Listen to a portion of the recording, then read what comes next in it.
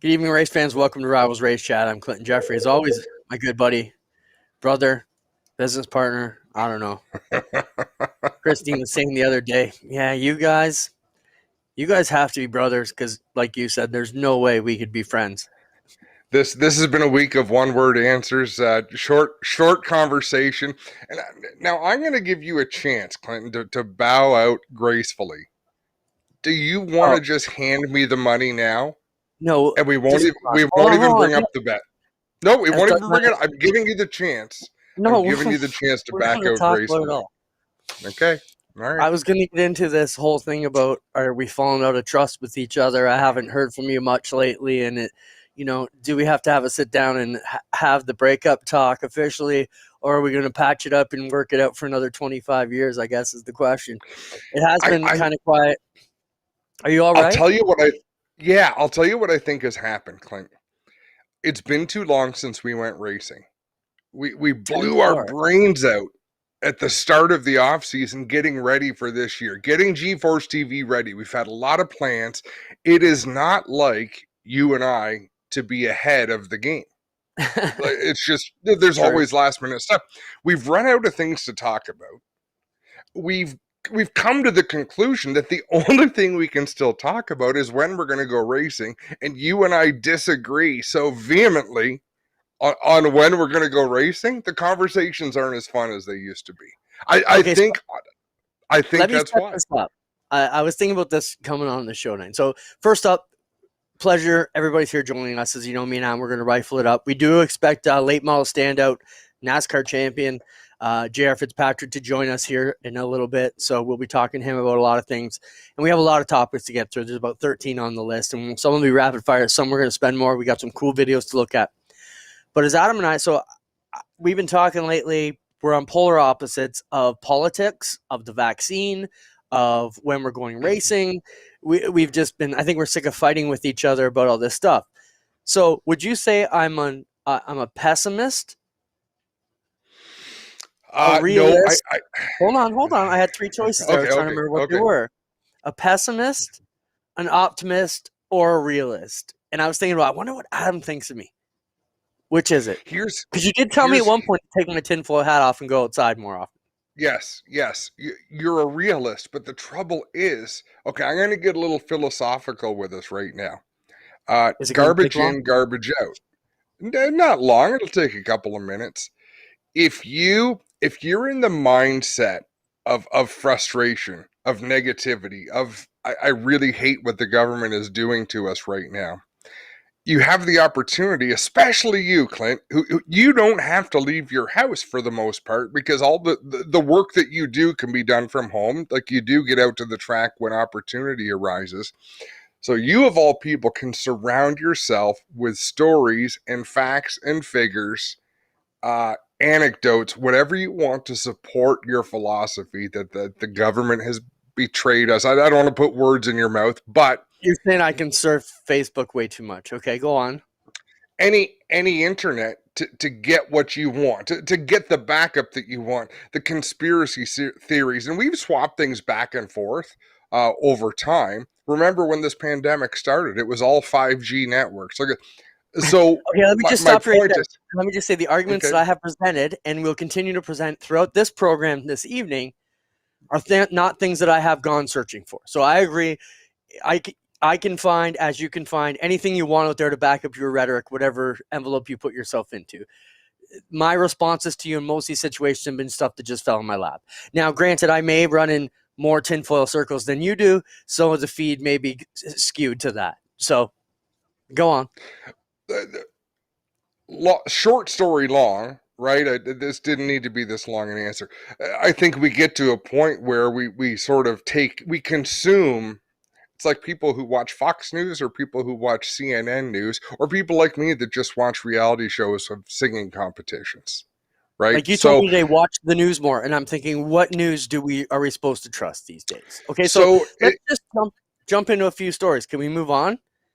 I don't want to cut you off yeah, if you're going yeah. somewhere. No, that's where it's at, right? Like we right now we are all trapped in the realities that we've created for ourselves because we don't have the chance to come together in groups of 1 or 2,000 and watch a couple of race car drivers or a bunch of race car drivers and bench race. Like, I would rather be talking about who took who out, or whose engine looks too fast to be legal, or that's what we discuss. That's what we chat about. We don't have that. All we have is what we sit around doing at home. And it's just you're going to, human nature, take in the things that agree with you. The things that agree with you are not the things that agree with me. So we haven't had much to talk. And we make too big a deal of this because this is just us. The fact that we rarely agree is what makes things work. And But it's what we're we've on had the to same talk team. about. So Yep. some news came out today, okay, and it was a couple leaks. Spencer, show the Cynthia Mulligan tweet, and that's where it got started for us today. So this is where all this politics talks relates to racing. So we had been talking all along that we were, the proposals that the track promoters put together was all based on us being into the color codes. And if you're a viewer of this show, you've heard us talk about it. That's where we're up till today. Cynthia Mulligan says in her Twitter tweet today, Ford government confirms it will not return to the color-coded framework when it starts to reopen. Senior government sources tell me they hope it will be the last reopening and Ontario will exit the pandemic, quote, as more and more get vaccinated. So that was the first bit of news that came out today. So and your reaction to that just made me think, why do we even open my chats? Okay, so my question to you is, did that give you hope or did that give you concern, Adam, from your standpoint? Neither. It gave me the desire to find more, and so Okay, that's what we I have did. more. Right, you do have more. So while our chat was going on, when I say ours, it's yours and mine and Spencer's, and I think you cast some concern over that tweet, and I thought, you know what, I'm going to go digging, because lately I've been digging into COVID statistics, right, data sets. The all the news places get their statistics from the same database. So I've been checking out the database. I'm looking at the numbers, seeing where things are going, understanding what other provinces are doing as a reopening plan, and trying to fit it into what Ontario is doing. So no, did it make me think negatively or positively? Neither, but I have more questions. So pitch the next part that you're going to pitch.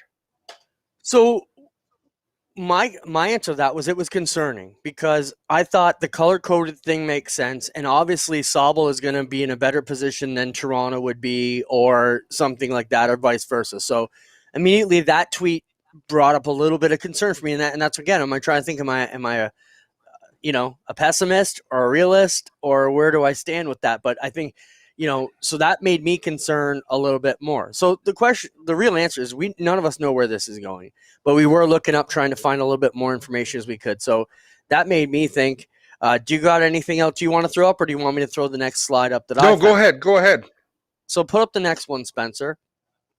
So this would be from Minister Elliott, the health minister here in Ontario, and says, we've been working with the chief medical officer of Ontario and the medical experts on a safe and careful reopening of Ontario. And this came out today. The last thing we want to do is go quickly and get into a fourth wave. We have to do everything we can to avoid that. So we're working on that, and we expect it to be available very soon. And this is what was concerning to me, Adam. Again, as a realist, it is sector specific, looking at what different types of sectors, and racing is a specific sector, could perhaps be reopened and what their specific needs and timelines are. So from the optimistic side of that, the promoters have given lots of answers as to what our specific needs are as racetracks. And so flip it to the next one, Spencer. I'm not sure what else is in this. There was one more part to the column. Yes. So Chief Medical Officer Officer of Health David Williams has previously said he would like to see case counts well below 1,000 before restrictions are lifted. Ontario's 7-day average is currently at 2,287. So I don't know, Adam, like those are both kind of concerning for me. What do you take from that? So what I take from that is a conversation with Dave Bradley, our good friend, part of the TSN commentary team for NASCAR, also a newsman in downtown Toronto for AM 640. So he's been working on that. In fact, I should check. I don't think he's gotten back to me yet, because I want his professional opinion on what constitutes a sector.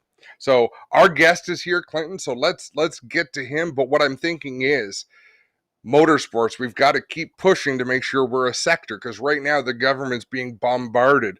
Last week it was all about the golfers. Now it's about the soccer players, the volleyball players, what's the other, pickleball? I don't know what the hell Yeah. Well, that we'll get sport back is, to but that I'm because there's a big difference between golf, pickleball, tennis, and racing.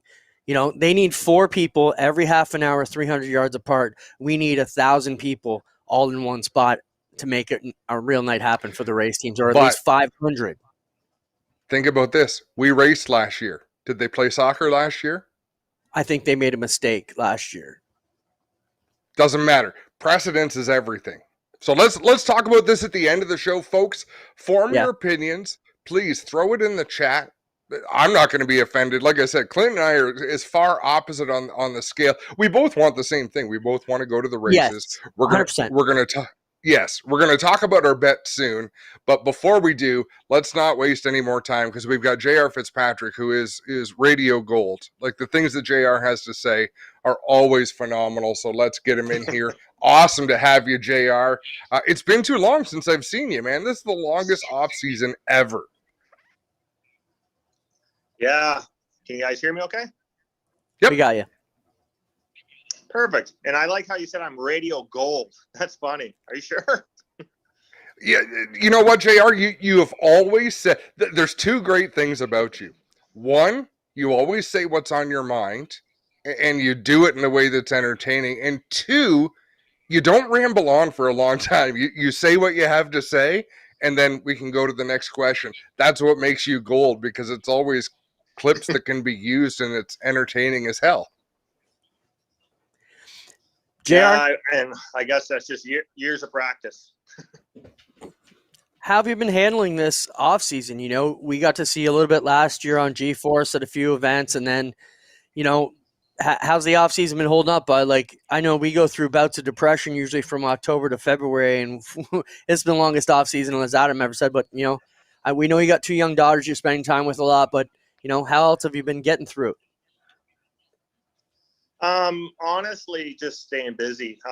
Obviously, the way we've been running the last couple of years before the COVID struck definitely wasn't pleasing. So went to work and literally just cut the car apart, front and back, just making a bunch of changes. And I think we really got something that I'll be comfortable with, because it's a lot of kind of like what I used to do in my Pinty's days and what I did in 2018 when we were successful everywhere. So doing stuff with the race car is pretty much ready now. And then other than that, yeah, just doing some side-by-siding with my wife and my girls and my buddy Stretch, and just trying to keep some kind of competitive edge going. So we got some trails on the farm here, and we've already done some time trial laps to see who's the quickest. And my little RS1 I got was the quickest, and I think Stretch flipped his over trying to keep up.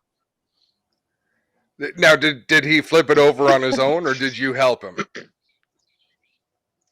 No, he flipped it on his own, because I don't know if you guys remember, but the last Chicasa race that you guys ran in September there, I had my elbow all wrapped up because I actually blew my fluid sac out of my elbow because he flipped it over on my driveway with me in it, and I hit my arm off the asphalt and busted my elbow all up. So I stay far clear from him. Let's talk about your racing plans for this year, JR. Let's assume everything opens up and we have the full opportunity to go racing. What does your schedule look like this summer?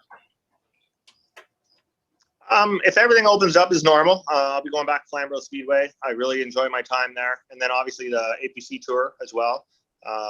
You know, who wouldn't want to do the APC Tour? I mean, everything's so competitive. Everything in terms of a rule standpoint, it's getting closer every year. So they're really doing a good job of getting the rules a little tighter. So I think, you know, they're getting close to having 10 cars running with each other instead of 3 or 4. So I'm just trying to stay optimistic that we're going to get back normal here soon and get some good racing in. JR, what have you missed the most about being at the track? Oh man, honestly, I think what I miss most is like when you walk into the gate and you just see everyone's got that like serious look on their face and everyone's getting all intense. And I don't know, I miss that vibe. I miss that feeling that I get in my stomach every day we're driving to the track, or every Saturday rather. And and just the pure competition. You know, you walk into the gate, you're looking at everyone's stuff, you're looking at how they're measuring their tires, looking at how they're checking their travels. You're always checking stuff out, and I just miss that feeling. You know, it's hard to get that feeling in any other sport. And I miss the people. You know, I don't really get along with a lot of people, but I miss seeing people. The racetrack is one of my favorite places in the world, and thankfully my whole family loves it, so we can all go together and camp and enjoy the races. Let's talk about the off season. I feel there's been so much build up to this year. I'm excited for the APC series. I'm excited for the Superstock series. And like you say, it's the electricity of walking into an event. And it's been a long time since we've been able to walk into a paved track in Ontario and know that there's going to be consies in a couple of classes, the best of the best. I mean, is it just me, or has there been a ton of hype on the late models and Superstocks this offseason? Oh, for sure. Because there's a lot of new guys coming in late model that aren't registered yet. Because a lot of people are playing safe, including myself. We haven't registered yet, but there's going to be 40 cars, man. For sure, a few events, because there's a bunch of guys who got late models, and the Superstocks have always been deep down in my heart one of my favorite cars to drive. I wish I still had one. I mean, who knows if this APC quick Superstock class takes off, which it already has, I'm sure, but it might give me the edge to want to get another one, because there's such an amazing car to drive. So I'm looking forward to seeing that race, and what better way to do it? Have two premier classes now on a unified rule book. I think that's definitely smart for asphalt racing in Ontario right now, making all the rules the same. And it's going to give us something exciting to watch before the APC race. Yeah, I would say we were invited to the promoters meeting with all the track promoters when APC was putting together the idea for the Superstocks and the APC series, and we were impressed. I mean, Luke and his team are doing a fabulous job bringing it all together. I think, Adam, you and I have seen it from the dirt side, but on the asphalt side, I think we left that meeting in December feeling like, wow, there's great things happening on the blacktop. JR, one of the topics that came up on this show a few weeks ago, and it's something that we alluded to, but you're a great example. You just brought it up. On the dirt side, typically, you know, the guys come in, they get to race one class. They're not allowed to go back and what some people they cherry pick or race a lower division. So you bring it up, you know, your NASCAR experience, you got APC, tons of late models, you know, people could say you've got the best opportunity out there and the best talent on many cases. Are you going back and cherry picking? Are you making that class better? And it was a topic of discussion we've had. So it's great to hear you, you know, you just want to go back and have fun. We get that you're not going in, but some people look at it like you're taking spots from these guys who are trying to get it together and make it to where you are now. What are your feelings on that? I'm giggling because this is a really good topic for me, okay? Because I've driven everything. There's not only like a handful of things I haven't driven, and those things were actually going to be checked off my list either last summer or the summer if everything went back normal. So this is a good topic, because I remember when I was racing down in nationwide stuff, I went and ran a mini stock in Ottawa, and people said, well, why? That's not fair. He's got all the experience. He's used to going faster, blah, blah, blah, blah. My take on this is I want to be able to beat the best in that division. That driver might not have the opportunity or the means to go to late model or super late or whatever the division is. He still, or she, is the best of that division. So in order for me to want to try, like, I'm not blowing my horn, but for me to want to try and be one of the best in Ontario, well, you got to beat the best in that division. So Hurricane midgets, TQ midgets, et cetera, every division you can think of. If you can beat the best in that division, you're the best race car driver. So I take it as, I don't think it's cherry picking. Now, if you come in to the Superstock class, let's just say that an example. If you come into the Superstock class and you get a top-notch car and it's twice of everybody else's, and the tech guys don't look at the car and just push it through like, oh, thanks for coming, that's different. But I like how every opportunity I've had to go all these different classes, the tech's been strong, the cars are equal, and your job as a driver is to beat the best of that division. You know, I love that answer. I would say it's probably the best response we've had, Adam, and to that. And as I think, you know, stuff we're close to, we're doing 3 nights of dirt most weekends, aside from last year. it makes sense with a guy like Dave Bailey, right? You know, Bailey, if you're on dirt and you're going to go race, you want to beat Dave Bailey. So that makes sense. I can see that side of it. Adam?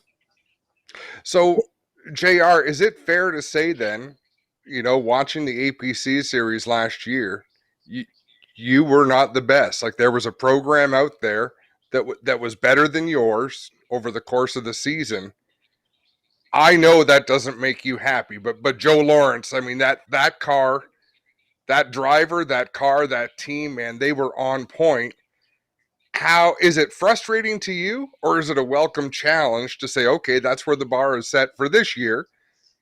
What do we have to do? How did you look at that situation and approach how you're going to do it differently this year? Well, I mean, I knew kind of like when we went and tested, for example, we went and tested Jacasa with a bunch of cars, or like 20 cars there, and my car was really good. And then we went back to the race day and my car was shit. So I knew I had a car that wasn't exactly responsive to changes or track, et cetera, et cetera. So I knew our program wasn't really where it needs to be. And it hasn't been the last 2 years. I mean, I switched manufacturers. I tried doing a lot what their notebook is. But the unfortunate thing is you're relying on a notebook where they run different shocks, different tires, et cetera, et cetera. So at the last Oktoberfest, I went back to what I used to do, and the car was pretty good until I got spun out again. But yeah, Joe and the entire 78 team really kicked our ass, man. Like the car was beautiful to watch. When he was there testing the same day I just watched it because the car was on point. Platform was beautiful. The car never wiggled. And Joe is a good dude. If anyone's never spoken to him, he's really quiet. He's very smart, and he's really down to earth. So that I respect a lot of him. And his team, they're all really good people. I mean, they laid it to us, man, like bad. And you would think they'd walk around with their heads the size of a kitchen, but they're really cool, really level-headed. And you're right, they set the bar really, really high. So that's what really motivated me in a way to literally take the grinder and cut my car in 3 pieces, because you're never going to go anywhere sitting back and pondering and saying, I know there's some people out there that say, oh, he's cheating. It's like, dude, that guy's smart. He's an engineer. Paul Jr., he was working on his car. I think he's probably an engineer too. They're both very smart guys. They just outsmarted us. So went to work, man, and literally did some cutting and got some work on the car that I think is really going to help us. But I don't know, because I'm sitting here itching to take it out and try it. Because, I mean, the other day I was thinking about, let's just take it down the driveway just to see what it's like. But I'm trying my best to hold back. So to answer your question, I really take it as motivation. I take it as a challenge. That's why, I left the McCall Enterprises chassis and tried switching it up, because I enjoy challenge. I don't want to, maybe if I kept my McCall car and I won the next year again, like the championship or some races, people say, oh, that's because he's got a McCall car. Well, I want it to be JR can win in any manufacturer. It's a lot of work, but I'm down for the work. I'm down for the challenge. And it makes the win feel much better when you can beat those guys, because quite frankly, a lot of them are working on cars 24/7, like as a job. So now that I'm older, I got to work for a living. So I only get to work on my cars at night. So it's a great feeling when you beat them, but it's definitely a lot of work. Jared Whitey and the guys at White Motorsports, they've had their stuff together. They've won NASCAR champs. They know what they're doing, but it's definitely a smaller operation than McCall would bring. Does that give you any concern? Is it more personable? Any worries? Is that an advantage, disadvantage? Where does that sit on the spectrum for you? I mean, I haven't actually ever come out and said that I got partnered up with WMI, so I can see split the news there, but that's okay. Everybody, rumors travel about as fast at a racetrack as they do a girls' high school locker room, so it's okay. Yeah, I've known Dave White, I call him Whitey, for years, like even before he was even with DJ. Like we're talking the Doug Brown Napa days. Like Adam would probably remember that car. We're talking 05, 06. Yep. The guy is so talented with fabrication, and I had a vision, I had a dream. I'm a pretty good fabricator, but not to his level. So I went to him and said, this is what I want. And he provided. I mean, I have the car here that I said that we cut up into pieces. It's beautiful. The workmanship is beautiful. It's got a lot of my own ideas in it. And then him and I kind of partnered up on a late model deal that if if we go test and it's faster than what I have here, then I'm going to drive it. So to answer the question, he's a smaller operation, not saying it's good or bad. I have nothing against Mike at all. It's just he has a lot of cars that he can build knowledge from, notebook from, and plus Mike has a ton of experience. So I just love a challenge, and I've told Mike that before. I have nothing against him whatsoever. It's just I enjoy the challenge, and I think he enjoys the challenge as well, because if he was running the market where every car was a McCall car and he was winning, where would he get his motivation from? So I feel a guy like me might motivate him a little. I don't know. Our friendship's still good, and we're competitors, so we're getting after it. If you beat him opening day, you've motivated him. I can promise you that. JR, we've had some questions come in. I'm going to start with John Carley. John wants to know if you're going to drive his vintage modified this year.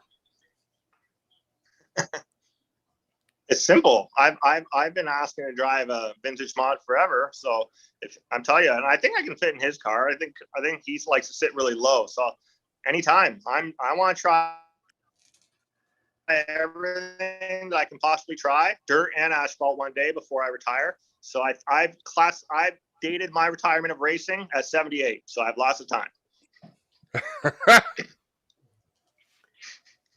JR, we have another question about street stock rules, but we'll get back to that. Said just along the lines of that, you mentioned dirt. Any thoughts of the Pinty's 100 at Oshwegan? Honestly, I was hoping that we could have put our program together for the Pinty's deal, because I already had it all planned out. We were going to go run the dirt race. I was going to call Dave Bailey and be like, dude, what do I have to do? I got to bring beer, whiskey, whatever. Let me know what the ticket is, because I can bet you if you put Dave Bailey in a Pinty's car, give that guy a little bit of time, man, he would be stout. That man is stout behind the wheel. I've been on dirt before. You probably remember. You might have been there. I mean, yeah, you all raced was looking good in the 360. heat race, but the feature wasn't so hot. They're not easy to just jump in and go. Adam, let me get this other question out. Scott McPhail asked, and this is something kind of you brought up. What do you guys think about the evolution of street stock type race cars? How super stock asphalt cars may as well be late models? And then we'll get back to the dirt aspect of it maybe after we let JR go, because that's something you wanted to bring up on the show tonight, Adam, as well. But JR, for an outsider who's maybe just goes to Flamborough for the first night and sees maybe, I don't want to pick on him, but a Chenoweth, super stock, and then they see your car, they're looking at those and going, well, what's the difference? Have they gone too far? That's the unfortunate super stocks. That's the unfortunate part, because the super stocks nowadays, if you even think of a budget to build a super stock, it's pretty high. Like if you want to build a brand new one, they are essentially a late model that I first started in when I started racing late model in 2002. Camaro clip, very simple suspension, stock pickup points, et cetera, et cetera. That's all super stocks are now. In fact, they're almost as fast as when I ran late model back then. So really, they're a late model. All the pro late stuff now are super late models. And the limiteds, really, I don't know what they're going to be. Unfortunately, they're basically a late model now, because evolution, time, and people changing the rules. That's why I think this unified rule book is excellent for all kinds of racing in Ontario, because they got to put their foot down and say, nope, we're not changing anything. The rules are froze for 5 years. So somebody who has a car knows they're good for years to come. And I have so much appreciation for guys like Groob in the 36, Davenport, is it in the 30? Guys that run the old style bodies. I just think they still look badass like that, even though underneath I know that it's the same technology as people are running in a car that looks like Sean Chenoweth, that looks like that late model style. But to be fair, this is nothing new, right? This evolution has gone on a few times over. Just so happens right now that it's really hot at a time when lots of people are wanting to have late models and super stocks. Mm-hmm. That's the thing. Years ago, back when I built a super stock in 2009, I remember Ron Sheridan was the head of tech at the time. And back when we used to talk more, we don't talk so much anymore, he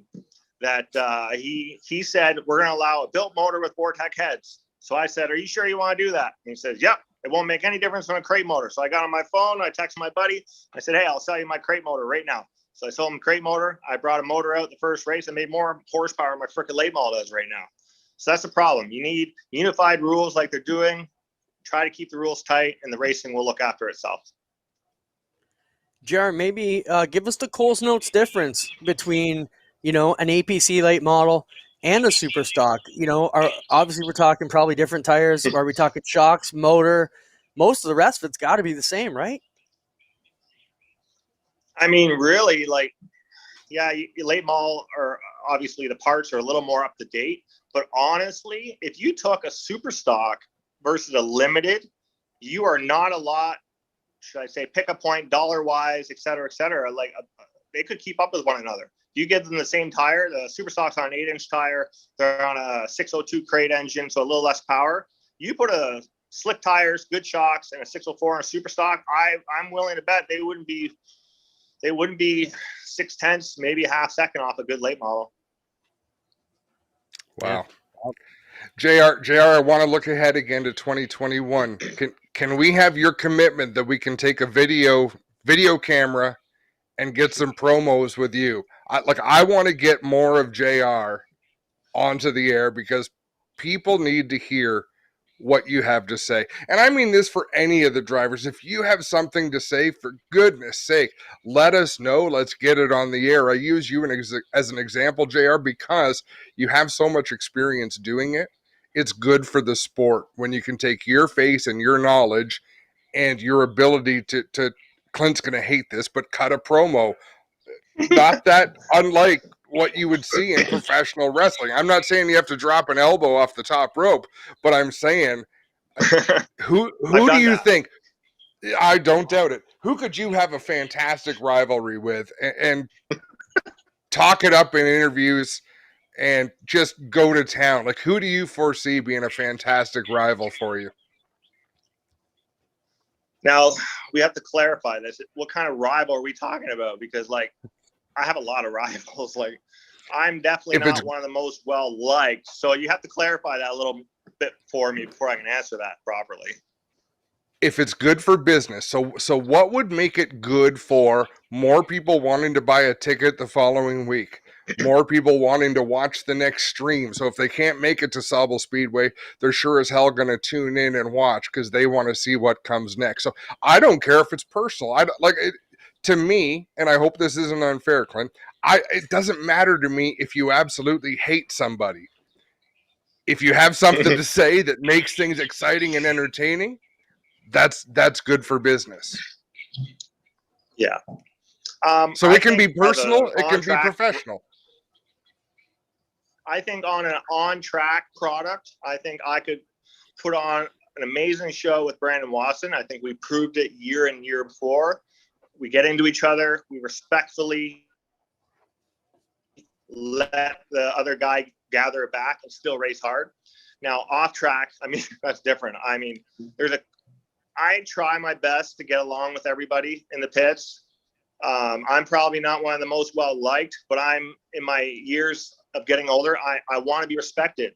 And those who I feel don't respect me are going to hear about it. And I don't like getting like that, but the racing and late model can be so good, so competitive, yet there's still those freaking guys who want to drive you 3 lanes up and shove you out of the track or just dump you, put you in the wall. So until those kind of guys learn, I guess I'm just going to have high blood pressure and gray hair. That's awesome.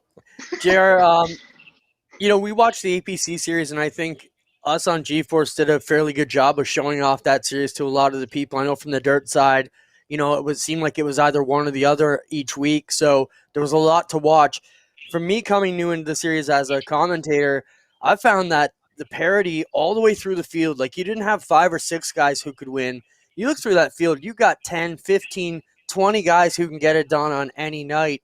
Who's maybe the one kid that we're not expecting yet who's going to be the next Joe Lawrence, like a kid we're not expecting to step up and become a superstar? Who do you got your eye on that you think is going to be the next big deal in the APC that we're not already talking about? I'm going to say Kyle Steckley, because I think his plan is to race Flamborough Speedway first, get his feet wet, but I can tell you that kid is so smart, so smooth. He's just like his dad, so quiet, takes the racing so seriously. I think in the next year or two, whenever they do decide to move him up to APC, that he is going to be amazing, because he ran the last Oktoberfest race in an old car, his first race, and he was running in the top 6, 7 until the rear end broke. So a lot of experience behind him, which a lot of people will run their mouth about. But the kid is putting in the time, putting in the effort, working on the cars, doing adjustments himself. I really think he has a bright future. But you said it, APC is so full of talent. I mean, there's 15, 20 guys there that could win every night. And hey, if we get going in 2021, it's going to be exciting. Right on. JR, we're going to let you go. Thank you so much for your time. And in saying we're going to let you go, I plan on getting a microphone in front of you a lot this summer. And hopefully that'll help other drivers get more vocal. And I think we could really do a great job helping to promote the sport. I mean, we want to be a part of the solution as much as anybody does. And I think we owe it to the sport that we love to try to put on the best show that we can. And I appreciate the fact that as much as you've matured over the years, you haven't lost your focus on what a responsibility is to be a showman. Yeah, I appreciate that. And thanks to you guys too, because the G-Force TV was amazing for not just APC Tour, but all of Ontario. Obviously my girls couldn't come to the races, so they got to watch it live. Thanks to you guys. And hey, if you ever get a live onboard camera, you know where to put it. I'll make it exciting. We'll keep working on it. Thanks, JR, for your time. We appreciate you coming in. We'll talk to you soon. Thank you. JR Fitzpatrick, man, Clint, it was 2006 when he won the CASCAR Super Series championship at, what was he, 16 years old then? 18?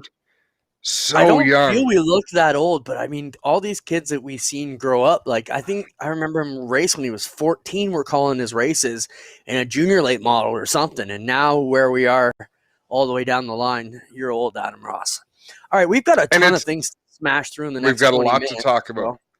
And it's not lip service. I do want to put the challenge out to drivers to get vocal, figure out what you want to say, and we'll do our best to help tell their story, give them a voice. I think it'll be a lot of fun for the fans. It'll help people know who they want to cheer for and who they don't. All right. Let's get into some extra. They've been looking at us too long.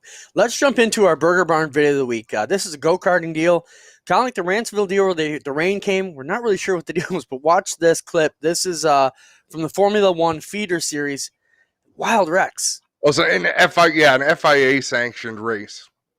But I don't know whether it's raining, but they're 1, 2, 3, 4, 5. Everybody. And those are heavy impacts. If you look back, only one cart out of about 12 that we saw made it through that corner. Count them. Watch for anyone to make it. Third place tried almost. No, not even close. All the way back, I'll bet you that's about the 11th place cart. Yeah, oh, man, those were some hard hits. Wild. You know, and you see some of these, you know, youngsters going through that. I know a few guys took a bad wallop in go-karts over the years. SRX at Knoxville. They did some testing. We're push that away next week. Tony Bakoven stuck at the Dallas airport. Won't be able to join us tonight. So we'll talk about SRX and going on. We also have another connection there. Your buddy Kevin Ridley, who helped us out on a lot of the iRacing stuff. Adam, a sports race from New York, announced today he got hired by SRX and is moving to the South. So we'll be pulling on Kevin Ridley's ear in the next couple of weeks to find out some inside scoop from the SRX series. Actually, Adam, I did a deal for the Friday Night Thunder people where they were at Oshweekend today when I was out at the track with my office, and that was one of the questions that came up. Would SRX come to Oshweekend? I thought, never thought about that. The Outlaws don't want to come. Tony Stewart's been there. You never know. But we'll move on for another day. Let's wrap up. Throw up the rain or shine at Pinecrest, Adam. This was an ad that came across our feed. So what got me, Bobby Allison at Pinecrest Speedway, holiday Monday, May 21st, but right under at Pinecrest Speedway, it says rain or shine. Is that just an advertising tactic, Adam? What do you take out of that? See, CNE ran rain or shine. Super modifieds. If I'm not mistaken. Race in the rain? The only race Bill Burr ever won at the CNE, unless I'm mistaken, was in the rain. Wow. Super modifieds in the rain. We need some veterans. Somebody older than Adam Ross to ring the bell and tell us where we are. All right, well, that will feed us right into the next one. Spencer, give me out. I'm jumping all over the place. Mad Max has gas. That takes us to super modifieds at Oswego last Saturday. Max McLaughlin, Magic Shoes son. We've seen him race big block modifieds on the dirt many years now. A few years now, at least, yeah. I think he was a rookie of the year I was on the tour, so 4 years. He gets in a super modified. Play the finish of this one, Spencer. His teammate leading the whole race. This is his teammate. That's coming down the front straightaway. And they're under green. That's Tyler Thompson coming to win the race off of turn number 4. And you can almost see him trying to decide what to do. He had run out of fuel, and Max McLaughlin kept his foot on the throttle and won by half a car length. Do we have that at full speed, Spencer, at all? Okay, play that again if you can. Just now that we got them coming I'll tell you. You'll see it. But look at this. So at full Tyler speed. Thompson coming down, thinking he's got this, and loses it. So, Adam, I could not believe in the comments people were saying they thought this was a setup and it was staged. Can you imagine that? No, if you saw it at full speed, for one thing, if you're going to stage it, you're going to give yourself more than half a car length to give that up. Yeah. McLaughlin got lucky. How many drivers have won at Oswego Speedway on both dirt and asphalt, Clint? You know what? I saw that. About 5, maybe. Teresi was on the list I saw. Yeah, I think it was 7. So I didn't realize that Oswego was initially built as a dirt track in the 1950s. So there are drivers who would have raced on dirt and asphalt. So I think McLaughlin became the 7th driver to win on both surfaces at Oswego, but the first one in more than half a century. Spencer, your mic's still on, by the way. Has the 4 wide lost its shine? That was a comment that came up. Cody McPherson posted it. Said the 4 wide, has it lost its shine? Do we need it at all? Should it be just a World of Outlaws thing? When and where do we need the 4 wide? Adam Ross. Never and nowhere. Really? Never. It's an in-person. See, here's the trouble. In-person, fantastic. It's a spectacle. Been there, done that, seen it. We see it on TV all the time. All it does now is waste time. And you know what?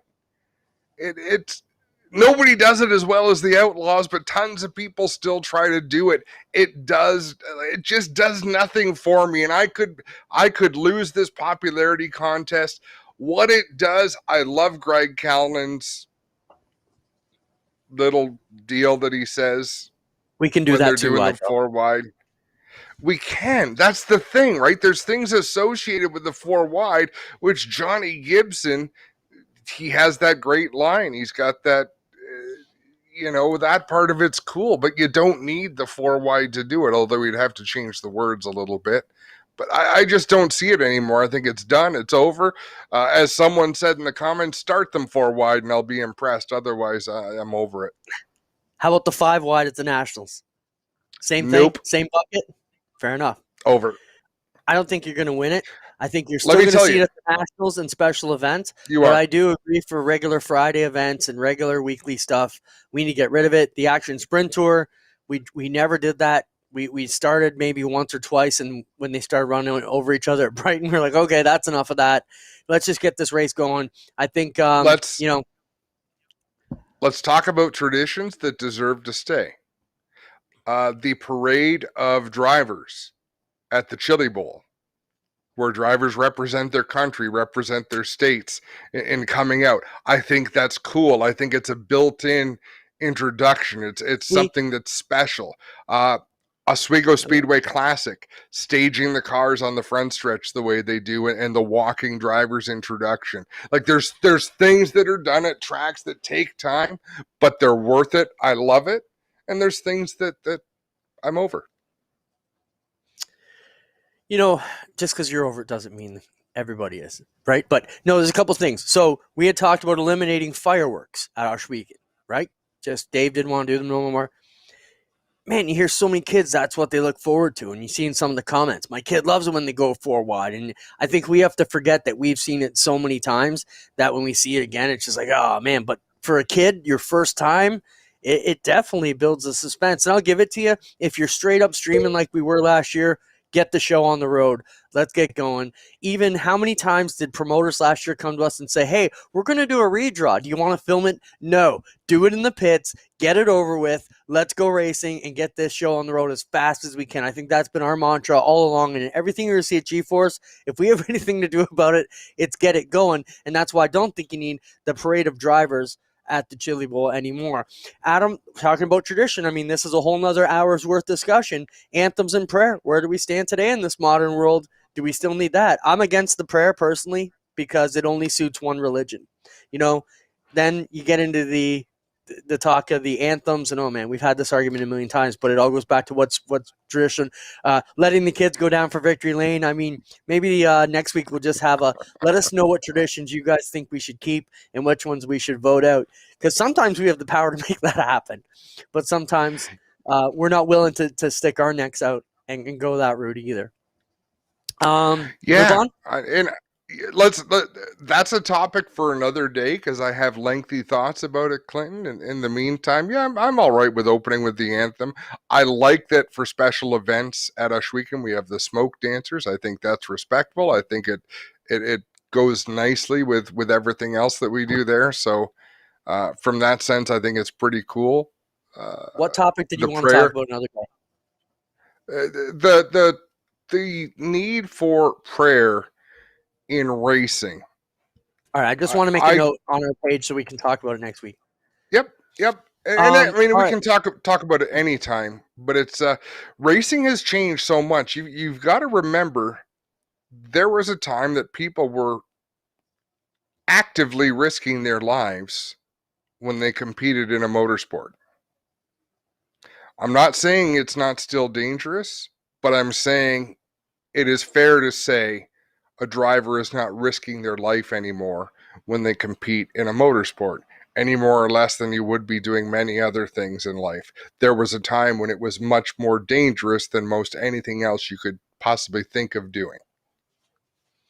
I saw a great line from the past that we're going to use with promoting some of the sprint car stuff with the Knights of Thunder. Gladiators and sportsmen willing to take the risk for the glory of the race. I thought that was cool.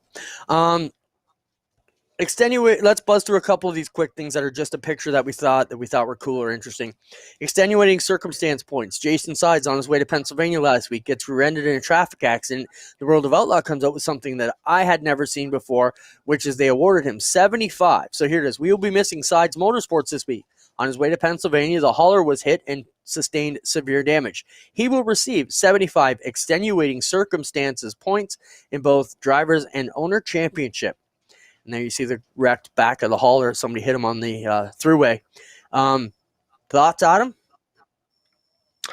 You know what? I think it's pretty neat. I think it's rather than a drop night, it puts the onus on the driver to want to be at every race, but shit happens. So I think it's pretty cool. And just so people know, I'm not trying to be disrespectful, but I keep looking away because I've got the Short Track Super Series on the big screen here, and I've got the World of Outlaw sprint cars on a laptop beside me, and then I've got us right here. So I've got a lot that I'm scanning and taking in. Well, that's nice of you to tell us about. Why didn't you just say you had a pizza and ice cream there that you're going to eat after the races that we can't have any of either? And I just got a text from J.R. Fitzpatrick. That's a consummate professional. Comes on, look, he says, we could talk for hours. And I want to take him up on that. I think he's got a lot to share, a lot of great insight. For sure. It was a great interview. We could have went on for a while. But we'll definitely have him back when we've got other things to talk about. I'm with the extenuating circumstance points. I think when you have a national tour with upwards of 80 to 90 events, you get in a traffic accident, you lose those 75 points, you're that far behind for the rest of the year. They're going to lose sides off that tour if they don't do something to give them last place points. And I'm sure most of the guys who follow that tour religiously, and this is something we tell our guys when we're making rules or decisions that aren't exactly clearly black and white in the rule book. Sometimes you just have to do the right thing. It's got to be right for you. It's got to be right for the track, and it's got to be right for your competitors. And this just seemed like the right thing to do. And sometimes I tell the guys as they're complaining about stuff like that, look, we would do the same thing for you. So just think about it. If you were in his shoes, would we be handling it properly? That is the number one challenge that racers, race teams, people who have complaints about the sport, it is so often that they're seeing it through their own eyes, through their team, through their situation. And Clint, you, after all the years of doing this, realize you have to keep your eyes wide open. You have to consider everybody and everything as much as you can, because making a rule for one situation just rarely turns out well. Yeah, I think you're looking at all the pitfalls that could possibly come down. Who's going to be upset? How's it going to work out? Sometimes you win. Sometimes you don't think about things, and then you can backtrack it. Let's just go on and talk about, and Fran puts application consistency is key. Very true. But I think consistency is important, but I think being consistently fair is more important than sticking to a black and white, or like you said earlier, setting precedents. Well, to me, yes, that does work. But sometimes you got to say, well, we did that, but that was wrong. And now we have to do this. And you have to own up and say, hey, we didn't make the right decision. Yes, we did that last year, but that was wrong. And this is how we have to do it going forward about any situation. Great point. While we're talking about things that drivers like and don't like, we have something cool going on tomorrow night at 8 p.m. here on the channel G-Force. We're going to have the Action Sprint Tour and Knights of Thunder drivers meeting and information session live on the air, and have teams participate. I know Blake Outhouse is going to come on and talk about some of the stuff going on at Southern Ontario Motor Speedway directly to the teams. We're going to talk about rules and procedures as we work towards opening up the sprint car tours, hopefully as soon as possible. And Pinty's has got behind both those deals, so we thank them for the getting behind all that, and our other great supporters, of course, Nitro 54, Core Pack, Burger Barn, Sires, everybody. It's been great. So that's tomorrow night, 8 p.m., live and interactive. It's going to be a driver's meeting. Fans, don't be upset if we don't respond to your questions, but hey, if they're good questions, we're going to try and answer them for you. So, Adam, I know you like that. What's your thoughts on that? You've always been saying we should be broadcasting our drivers' meetings live at the racetrack. We're kind of forced into it tomorrow here. We just had to get a discussion going. Well, I think when you know that you're a stand-up operation, you can afford to be transparent. I think transparency is cool. I think it engages the fans. It gets them more involved. I do want to acknowledge Julie Martin. I really like her thought of, for tradition's sake, tradition's sake or religion's sake, you can have the prayer in the driver's meeting and keep it out of your pre-race ceremonies, which I think is a pretty cool idea, because there again, it doesn't need to be, it's not a show-off moment, right? If you either believe in the prayer or you don't, but it doesn't need to be part of the show. I thought that was pretty cool. Not to go back I like but I just went back to topic. We go to the NASCAR races, Adam. We have the drivers meeting, usually 9 a.m. It's the races at 2. We're all in the tent. All the drivers in one spot are there.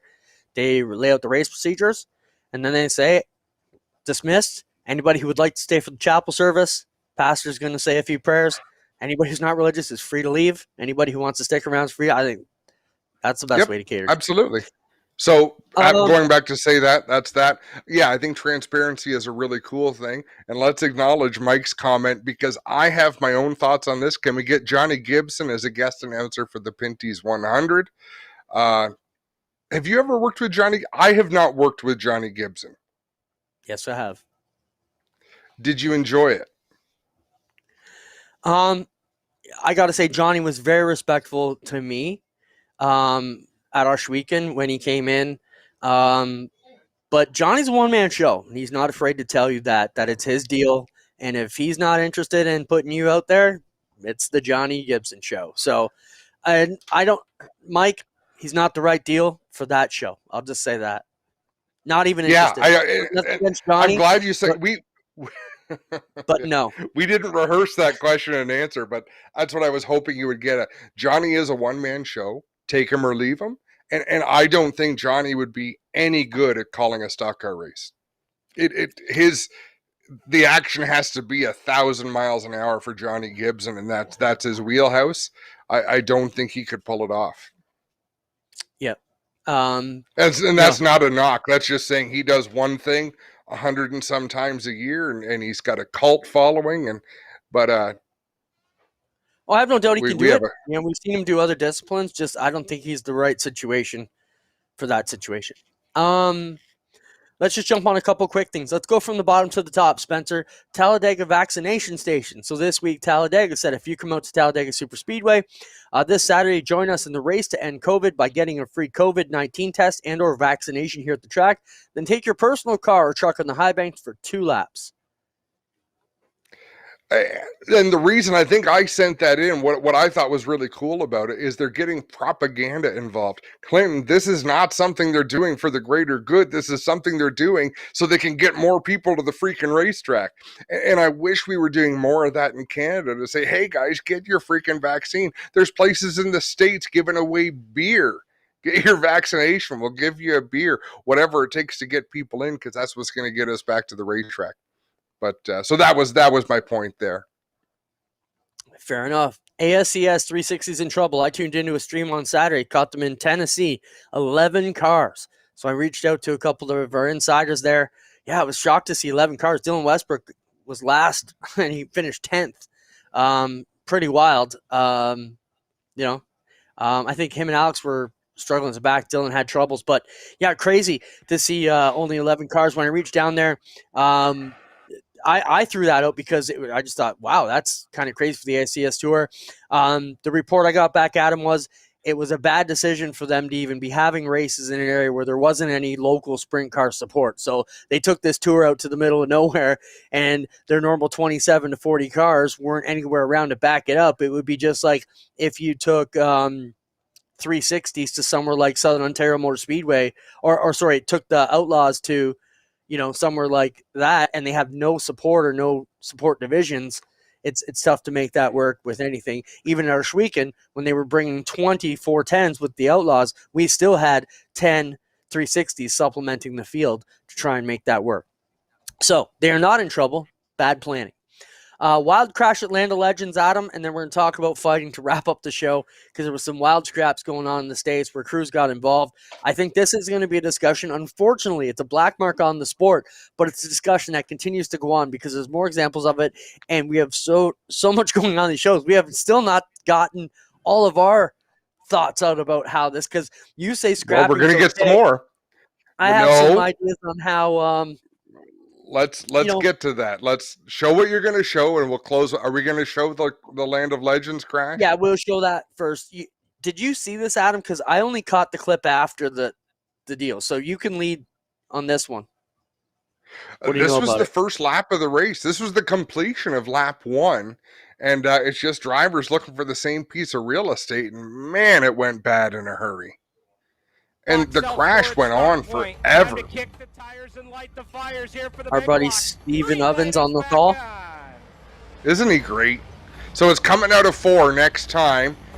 Keep your eyes on about 5th to 10th place. See where they're... That black 77. Yep. So the cameras is pretty much centered. So look at the back of the cars. Here we go.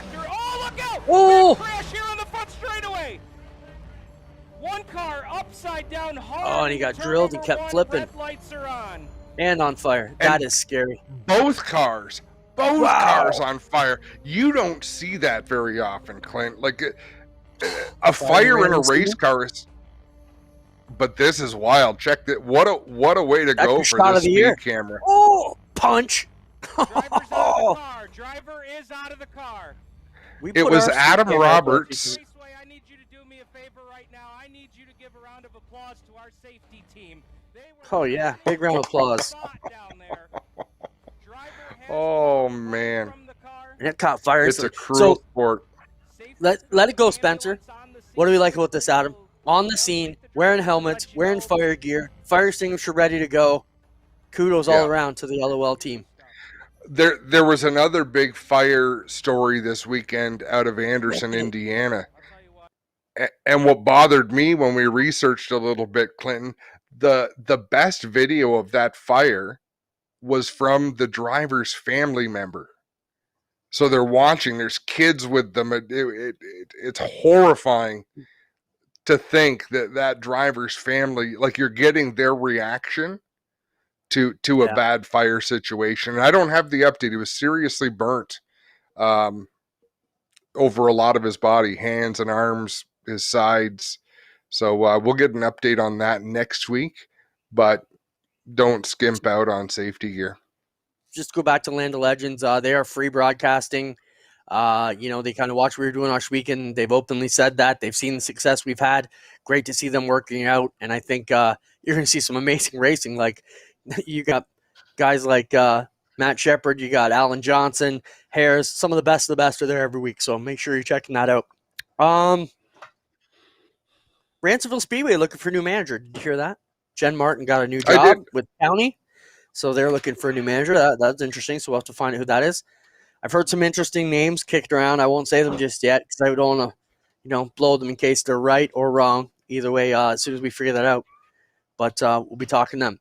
Our last topic on the show this week, to scrap or not to scrap. We've seen it go on. We've seen a fight last week. We've seen a few of them.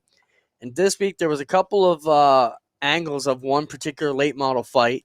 Do you want to say anything before we lay this one out, Adam? Yes.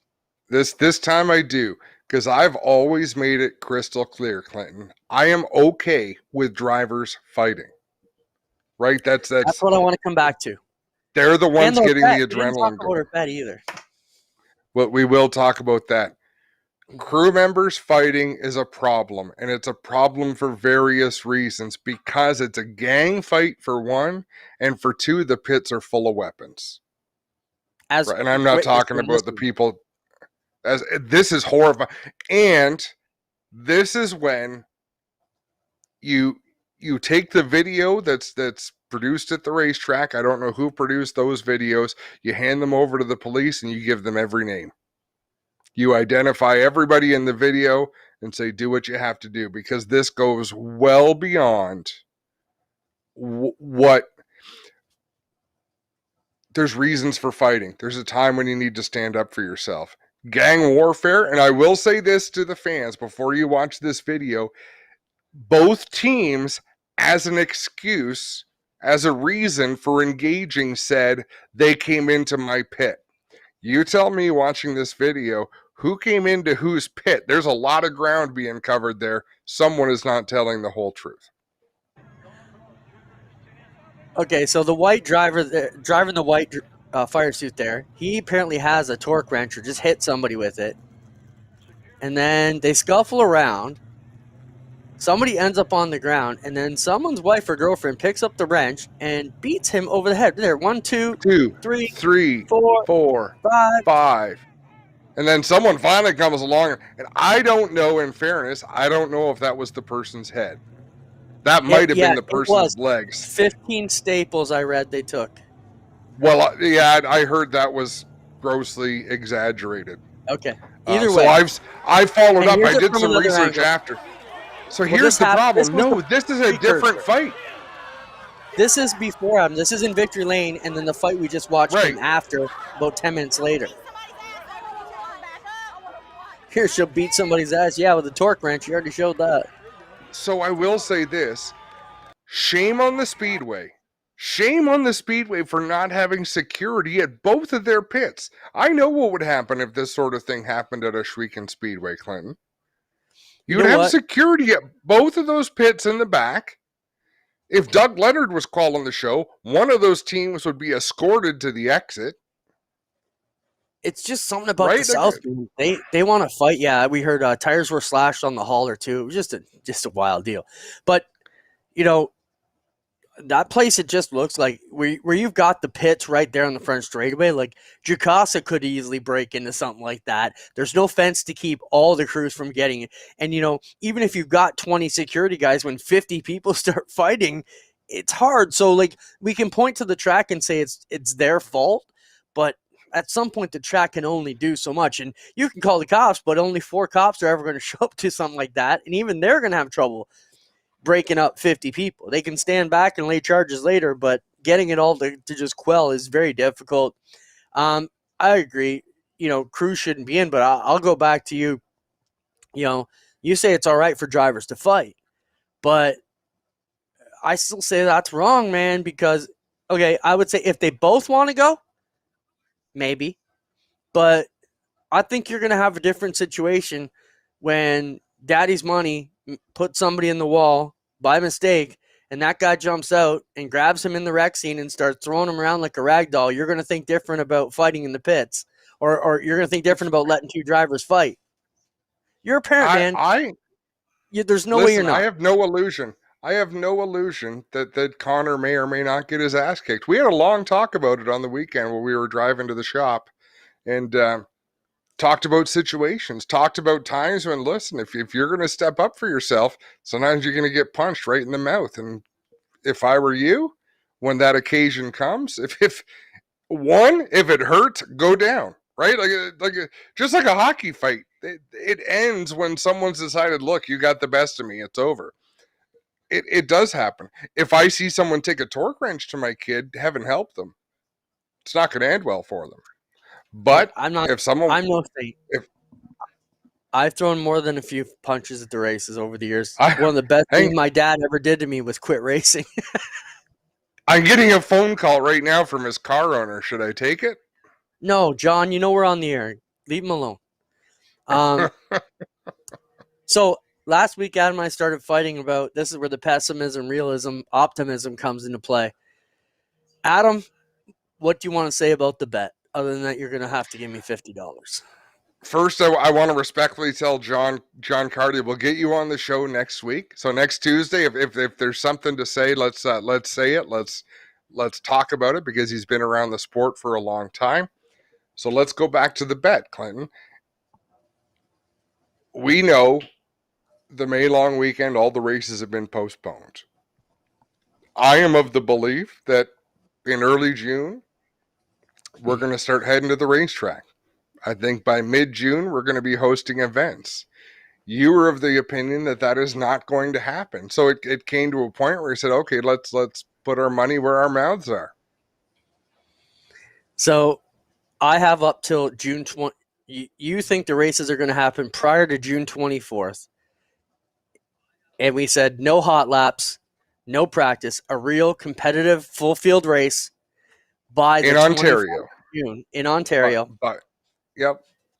And I'm saying anything after the 25th, I win. Now, yes. Do you want to give reason why you think you're going to win this bet? Because I have many reasons why I think I'm going to win the bet.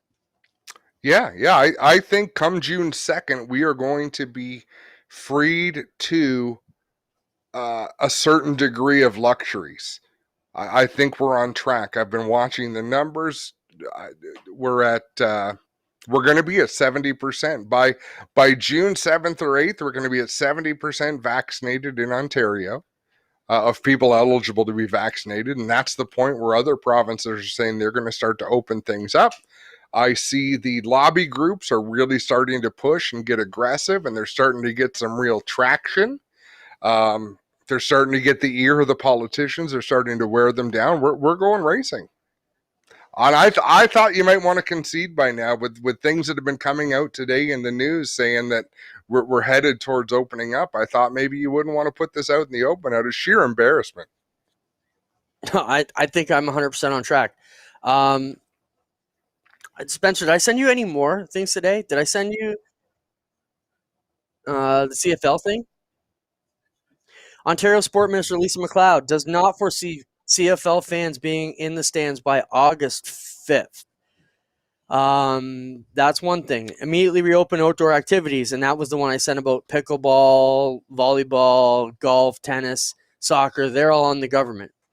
My concern, Adam, is, and again, I hope I'm wrong. Through all of this, I hope I am wrong. I hope I have to pay you $50. But why I don't see it happening right now, and this is just purely Clinton Geoffrey's opinion, not officially an Oshweekend Speedway manager statement, but I have a hard time believing we're going to be able to go from no fans, and everything they've said is you might be able to have still very small groups if we're lucky by the end of the summer. I have a hard time believing we're going to go from complete lockdown to 3 weeks later being able to have 500 people all in one backyard, being a pit area of a speedway. And I hope I'm wrong. As Wesley says, the Montreal Canadiens, if they make it to Game 6, they're going to have fans in the stands. That's Quebec. Totally different Quebec deal. Quebec has been worse off than Ontario. Ontario is still saying no fans for any major sports. I'm pretty sure Ottawa and Leafs are going to have to play with nothing. It's just the way it is. So, and why I think even if golf and pickleball and volleyball, those are 8, 4, 6 people. We're talking hundreds. Those are 6 people breathing on each other. You're talking about grandstands full of fans. I'm talking pit area. I'm talking pit area with 0 fans. I have a hard time believing we get there in the month of June. So we have never run a poll on our pages, have we? No. You better start asking the Wizard how that's possible before you just throw one up. Well, I know I'm sure he can do it. So really, I want to use my cartoon face versus your cartoon face, and put this on and see where the people are. It's a shame. It's a real shame we don't have partners in the casino business right now, because we could put them to work and let people put their money where their mouths are. Yeah, like I said, I hope I'm wrong. I don't know. I mean, we had that colored segment going, and that looked like a good plan. Now we're going to have to see it. And when they said, we're going to just do it all at once, that makes me fear they're going to lock us all down further. I don't know. Hey, I hope I pay you $50 on the 25th. So Alvers is just taking his second swing at me about being a leftist, which is really funny because I don't know the difference between left and right, left wing, right wing. Really, the funny thing is you can't be either. You need both wings. You cannot fly without having both wings. So I am somewhere in my own happy world. I think I probably lean towards the left, but let's just say if you were playing hockey, you'd be shooting with a left-handed stick, okay? Yeah, but I don't. If you're playing hockey, right-handed stick. I write left-handed. Yeah, I still don't dig it. I never understood that. It's just like believing in all of a person's policies. How could you possibly? Steve Shaw says he's going to put 50 on Adam. So that means you want to go double or nothing with me, Big Stevie? Take both your money? Anyways, we've had a lot of fun. I'm going to put my thinking cap on. I want to figure out how we can get people to donate to a good cause, but be a part of this bet. So no. This bet is purely going to be me and you. We ain't bringing no charities in. I'm taking your money straight up. You want to do something charitable, we'll do it later. But this is a nasty fight between the dual airbags, and we'll see where you get. But look at where they are on the state side. I mean, if there's anything more frustrating, it's looking at Ransomville being open on Friday, right across the ditch, 20 minutes for me, and I can't go. Yep. And they have 0 restrictions and no masks. So if I may, folks, get your shot. Whether you agree or not, if you want to go see some racing, I think it's a good idea. That's exactly what a leftist would say. Get your shot. Did you get your shot? That's personal. Don't answer that. Are you left wing or right wing? Well, I would say I'm pretty far right. Yeah, I hope it hurt. So, anyways, we'll let that go. Hey, I hope I'm wrong. I hope I owe Adam. Oh, I know. This isn't fun because we both want to be at the races. It's fun to disagree with each other, and it's a shame that I'm not saying it politically. When you start poking me at 10 in the morning with all your politics. Oh, my God. You start sending the Twitters through. Yeah, I've found some good things on Twitter. We'll have to talk about that as well. NASCAR's getting in bed with Twitter for next year. And because of our good friend Tony Spiteri, I've been doing a lot of reading on the YOLO economy, Clinton. I think I've been a YOLO economist for years. Have you done any research on it? No. It's people changing their lifestyle and living more for today because of all the bullshit we've been through. And I started doing that years ago. We had no business going to Mexico. Yeah. I've been on that plan since my buddy Billy, the guitar player, died. I put a post up this weekend for some of you guys might have caught it. I saw that. You know, when Billy passed away at 33, I just thought he was the guy who always did everything right, went to bed early, you know, ate good, tried to work. I'm just like, and where'd it get him? Dropped dead at 33, playing his guitar in the bathroom in the morning. So since then, it's been a YOLO life for me. And YOLO, Bob. I got some meatballs that I made before tonight's show that I waited. So I got a nice dinner I'm going to have. Well, you go put your balls in your mouth and enjoy your night. Yeah, at least they're not yours. See you next Tuesday.